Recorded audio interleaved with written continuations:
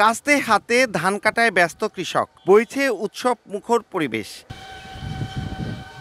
সকাল থেকে মুন্সিগঞ্জের আড়িয়ল বিলে চলে ধান কাটার এই উৎসব। এ সময় নতুন ধানের গন্ধ ছড়িয়ে পড়ে চারপাশে। এবার বিলের ৬,০০০ হেক্টর জমিতে ৪২,০০০ মেট্রিক টন ধান উৎপাদন হয়েছে। তবে খালে পানি নেই, সড়ক পথেরও নাজুক অবস্থা। এজন্য কম্বাইন্ড হারভেস্টার যেতে পারছে না জমিতে।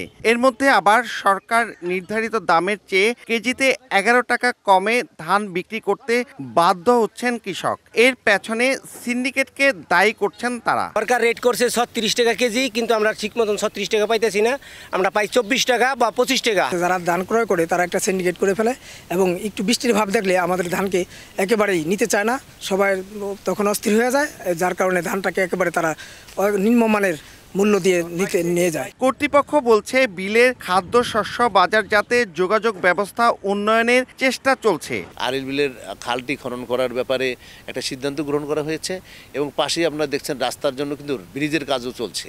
এই কাজটা শেষ হয়ে গেলে আমরা আশা করছি যে অচিরেই এই সমস্যা আসলে সমাধান হয়ে যাবে। আড়িয়ল বিল থেকে জাতীয় খাদ্য ভাণ্ডারে এবার প্রায় ২৬,২৫০ মেট্রিক টন চাল যুক্ত হবার কথা রয়েছে। নাসির উদ্দিন উজ্জ্বল, সময় সংবাদ, মুন্সিগঞ্জ।